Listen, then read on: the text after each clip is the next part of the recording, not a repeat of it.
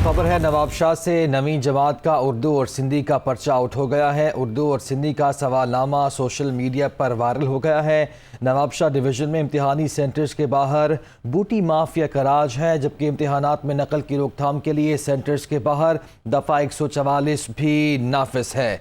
नवाबशाह में नवी जमात का उर्दू और सिंधी का पर्चा था जो कि आउट हो गया है। उर्दू और सिंधी का ये सवालनामा सोशल मीडिया पर भी वायरल है।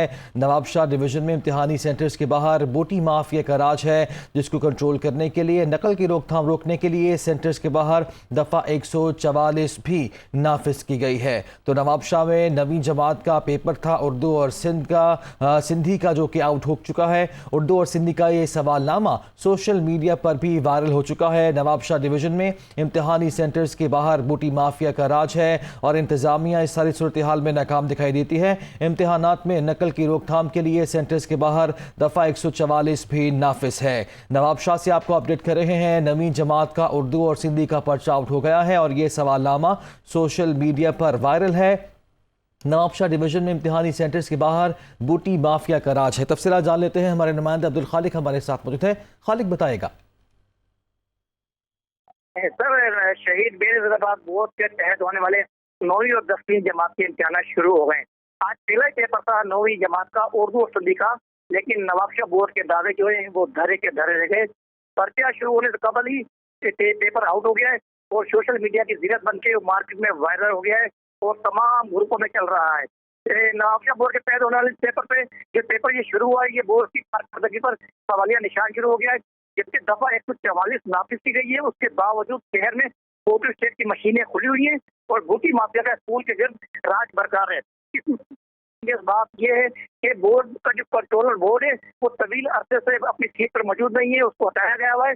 कंट्रोलर बोर्ड के बगैर इम्तिहान जा रहे हैं जो बच्चों के मुस्तकबिल पर सवालिया निशान आते हैं। तो कंट्रोलर बोर्ड का ताक़िन क्यों नहीं हो सका अभी तक, तकर्री क्यों नहीं हो सकी खालिक?